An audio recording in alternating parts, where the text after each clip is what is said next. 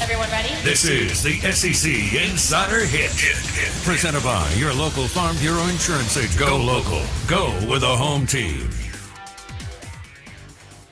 Well, good morning. Happy Thanksgiving week and weekend. You have plenty of football, college and NFL. Jason, 3 games also on Thursday to go along with the battle for the Golden Egg, including Dak Prescott and the Dallas Cowboys and my Detroit Lions. I don't think Jason's bought in on the fighting kneecap biter like I am, but that's okay. It's okay. Whoa. Who says I haven't?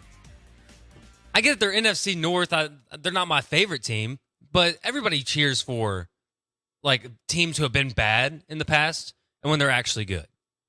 I agree with that. You know, like I agree with that. Especially like when the Rams won the Super Bowl. I don't like agreeing with you, but I agree with that. Yeah. Like when the Rams won the Super Bowl, people were like, yeah, that's cool. Or when the Bengals were in it. Finally. Oh, yeah, the Bengals were the lovable losers. Yeah. No question. And that helps. I hate that Burrow's hurt, but that helps Burrow when he has a bad day. Right. Because they're the lovable losers. Yeah.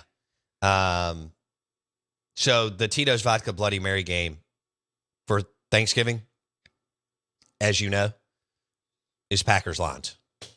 So that could my be Lions. You're okay. Just yours? Yeah. Okay. Fair enough. Yeah. Dan Campbell, man, he's got something rolling there. He does. And credit to him. That's exciting. Let's talk some college football. Your SEC Insider Hit this morning is brought to you by Farm Bureau Insurance. Bundle your car and home and save with your local Farm Bureau Insurance agent.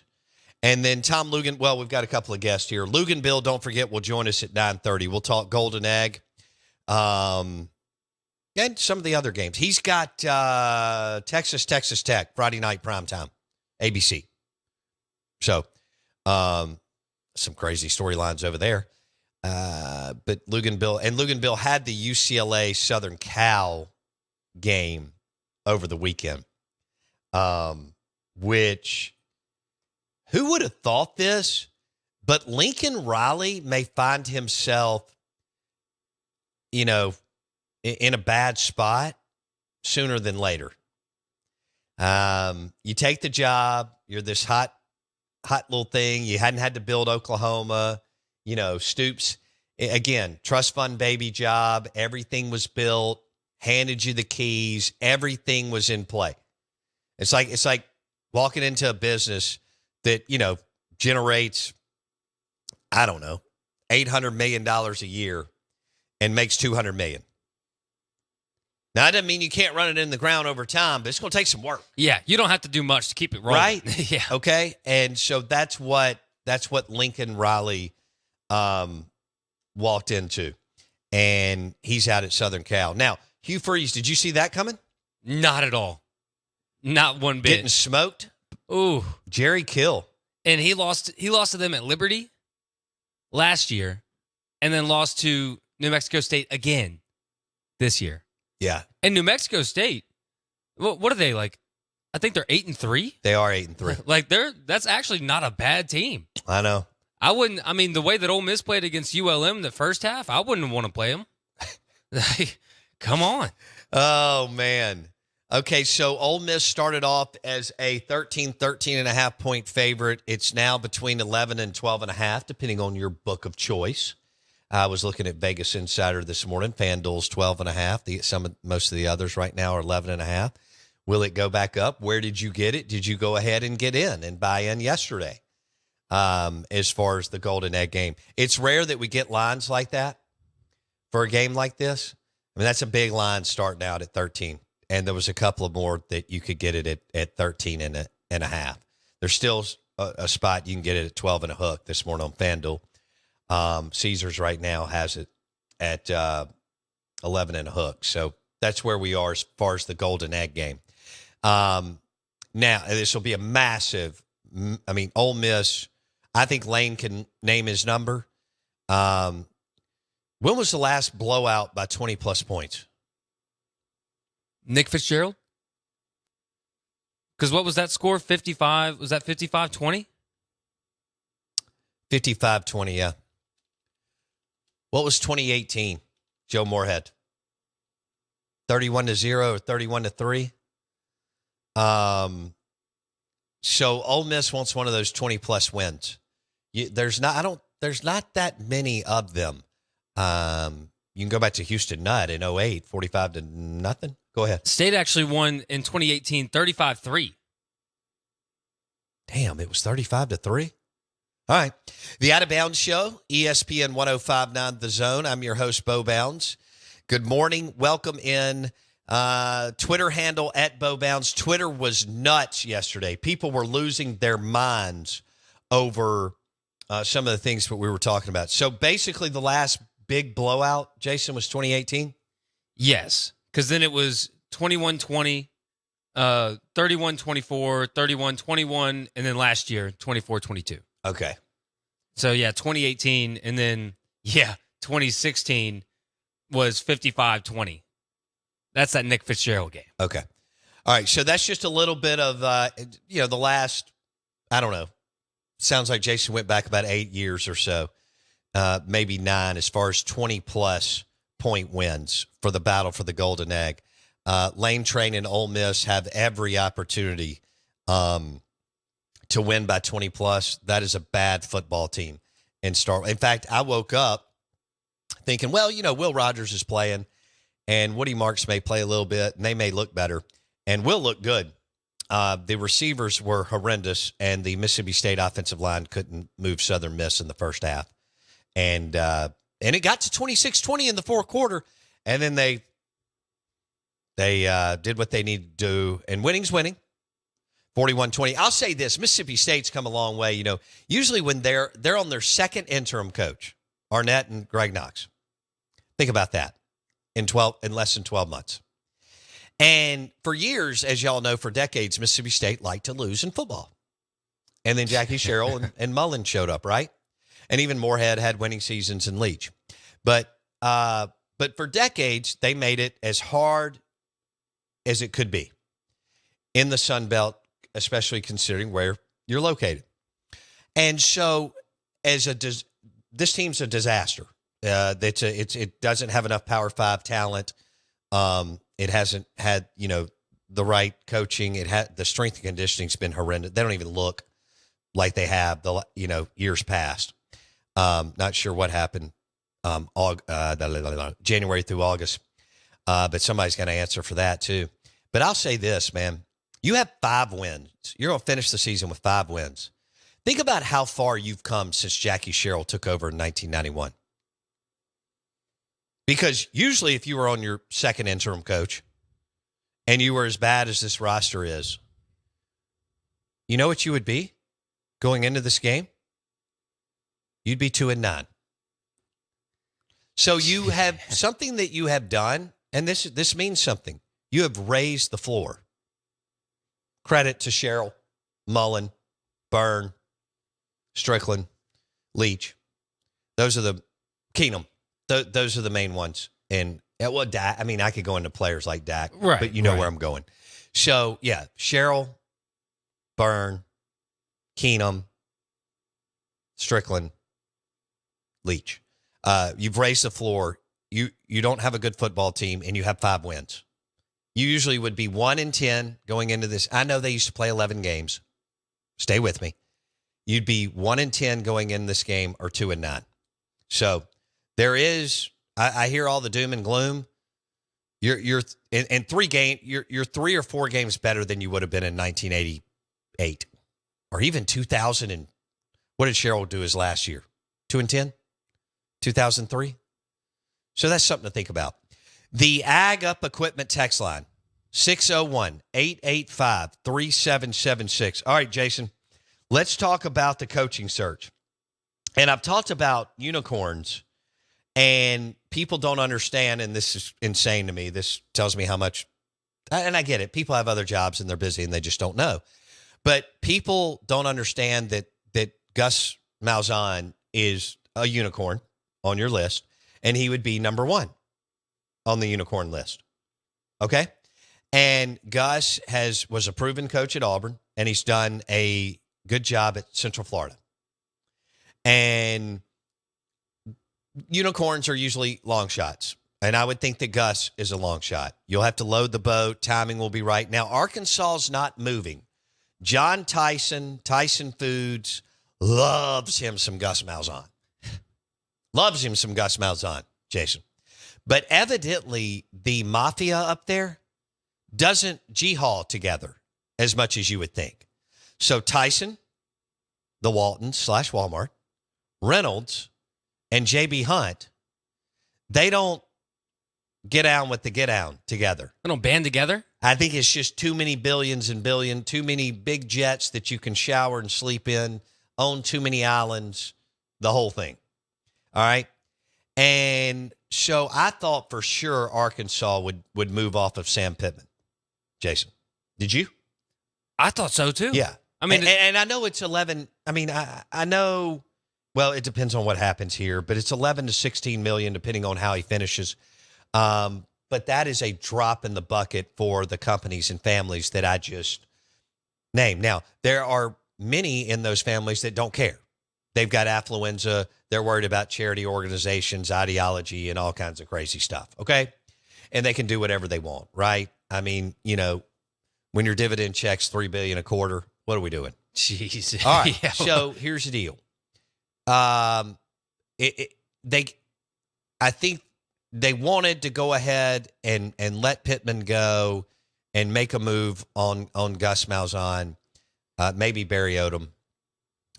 They realized how phenomenal a defensive coordinator he was and make no mistake, considering the talent level that they have in Arkansas, he was a phenomenal defensive coordinator, top 1%, A+ dude, you know, all that.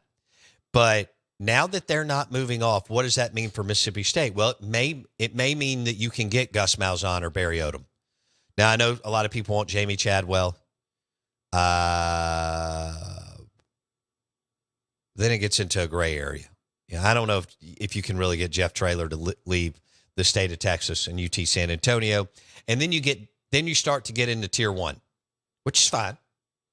And you really want to stay away from tier 2. Not that Pete Carroll was Southern Cal's 8th or 9th choice. I think it worked. This happens all the time. Fans, though, I remember the day in studio, Hugh Freeze was named the head football coach at Ole Miss, and Ole Miss fans were losing their mind. They were mad as a hornet, and my producer at the time was an Ole Miss guy. He was throwing things in the studio. What? Okay? But because then he was an unknown name from Arkansas State. Yeah. Right? Nobody knew that's back before we were tracking assistants, even though he was on Ed Ogeron's staff. At first he was in-house. Then he was promoted that last year on the field. And then, you know, Ed threw up a 3-win season. So I get that, you know, Pete Carroll was 7th or 8th on Southern Cal's list. Hugh Freeze wasn't who Ole Miss wanted. The list goes on and on. And again, you continue to hear John Summerall's name down in Troy. But Gus Malzahn is the moon. Now, what biblical story were we talking about before the show, Jason? The washing of the feet. Okay. How Jesus washed the feet of the apostles. Okay. So if Gus Malzahn is hired, all Mississippi State fans should go to Starkville and wash his feet. And help him unpack his moving vans. Because I feel like when you're as rich as Gus, you're probably going to have at least 4. You got some stuff. Right? Yeah, you're going to have 4, possibly 5 moving vans. So he would be and people are like, I don't think he was successful at Auburn. Cracker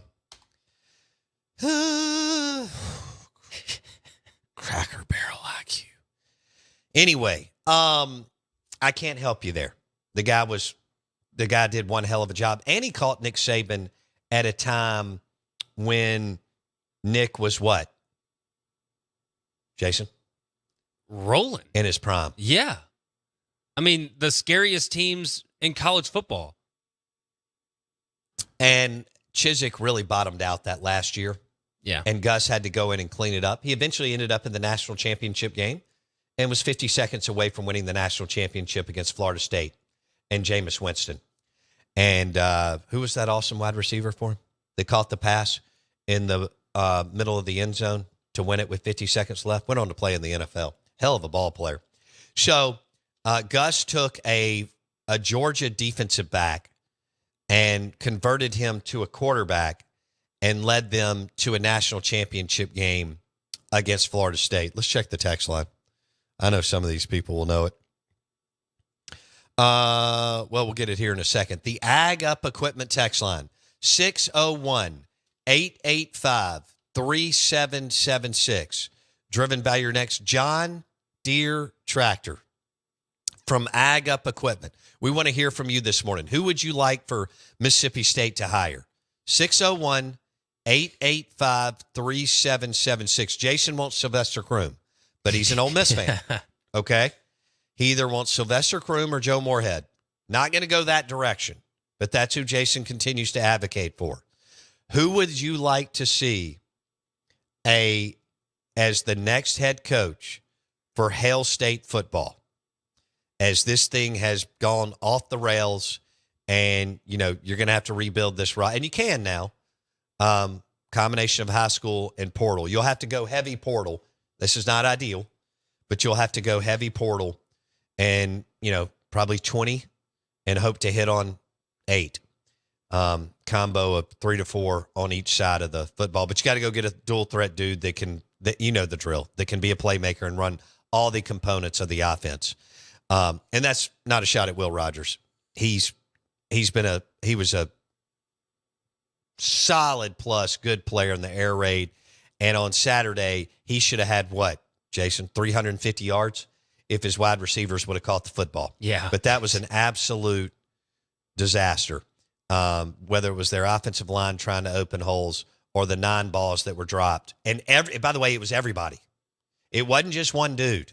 It was everybody that decided to play wide receiver on Saturday dropped the football. So Kelvin Benjamin, thank you. Kelvin Benjamin, it was Jameis Winston to Kelvin Benjamin deep in the middle of the end zone for Florida State and Jimbo Fisher to beat Gus Malzahn and Auburn and Nick Marshall. And I don't think Auburn had an offensive skill player that played in the NFL on that team, but they still went to the national championship. Mr. DX wants Rocky Felker. So right now on the board, we've got Joe Moorhead, Sylvester Croom, and Rocky Felker. Let me get into this coaching search and what makes a successful coach. List of things that you need for a successful coach. Let's get a little music, Jason. Okay. All right. Out of Bounds, 105.9 The Zone, ESPN. Brought to you by Farm Bureau Insurance. Bundle your car and home and save with your local Farm Bureau Insurance agent. All right, you want a guy who's been able to build. Gus Malzahn's been able to build. Barry Odom's building UNLV, having an amazing season. And what'd he do? He was able to identify big-time offensive coordinator for UNLV, who's also going to get a head coaching job, by the way. Watch out for San Diego State. And, Brennan Marion, remember that name. He may end up in the SEC at some point. But Barry Odom was smart enough to hire him from Steve Sarkisian's staff. And Sark and the crew were not happy about losing him. Brennan Marion has a top 10 offense at UNLV this year. So let's go back to the list of things that you want. Somebody that's been able to build or win in the SEC. Check. Have they had a top 25 team before? Boy, that'd be nice, wouldn't it? Yeah. Have they had a top 25 team before? Have they been able to build? Have they been a head coach? And have they won tough SEC games at home and on the road? Check. So like a Jeff Levy doesn't fit any of those boxes. Eddie O does at Orgeron. Yeah. See, that's an outlier. Well, but he was the coach of LSU, who is a top 5 recruiter. Very true. That's a different deal. Yeah. Ole Miss and Mississippi State are never going to be a top 5 recruiter. So has he been able to build something? And has he ever fielded a top 25 team? And has he been a G5 or Power 5 coach or both? Who checks those boxes? Gus? Yeah. Who Gus else? Malzahn. Barry Odom. Now, Jamie Chadwell's done it at two different places. Coastal Carolina and Liberty. Now, understand that Liberty has, for that league, Liberty has talent and all the resources in the world. So I got to be a little careful. But Coastal. Yeah, absolutely. And he stepped in when their coach got sick. That's never easy, like Barry Odom did at Missouri. Gary Pinkel got sick, and the thing went sideways fast. Whenever you have to do that, what did Mississippi State fans just live? Coach didn't just get sick. He passed away, unfortunately. Mm-hmm. Right? Gary Pinkel and the Coastal Carolina guy were both sick, had to step down. You have to take over. Literally, you go to bed that night, you're a coordinator. You wake up the next morning, holy smokes, I got to run the whole thing, A to Z. Ask Zach Arnett, ask Matt Luke, ask Joe Moorhead, ask Sylvester Croom, guys like that, how difficult that is to do, especially in this area. So I think that's what you're looking for. And Gus is a unicorn, Chadwell's a unicorn, Traylor's a unicorn, Odom's a unicorn. Am I missing? Oh, Leipold, which I don't think you're going to get him from. But I think you still got to make an offer. Well, why not? We talked about Herman too, Tom Herman. I mean, he's one. You have more resources at Texas, so more is expected of you. But still, I mean, he's ran a premier program. Absolutely. And for who Texas is, and I don't understand this, but for who Texas is the last 40 years, outside of Mac Brown's 5-year window, 32-18 is phenomenal. In fact, a bunch of coaches have been through there and been embarrassed and not close to that record. So I like that you're putting Herman in the unicorn list. And by the way, I don't care what he's doing this year. People are like, but Florida Atlantic doesn't have a winning season. Neither did Nick Saban at Toledo or wherever in the hell he coached for a year in the MAC. I mean, stop. People have a bad year. And Kirby Smart took over Georgia and went 8-5. They were still top 10 recruiter. I mean, Hugh Freeze beat him by like 40 his first year as a coach.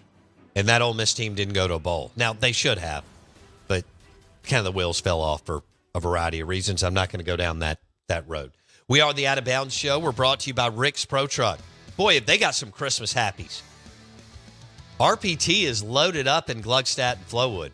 Rick's Pro Truck and RPT. Casey's happy. They beat Wake Forest. And they're going to have a good year.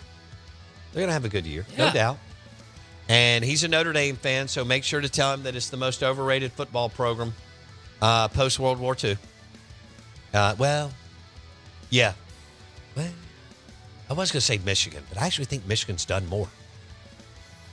That's debatable, though. Schembechler didn't win a national championship. I know Lloyd Carr did in '97. Lord, I'm taking crazy pills again. We are the Out of Bounds Show. 105.9 The Zone, ESPN. Tom Luganbill will join us. Who should Mississippi State hire? The text line, 601-885-3776.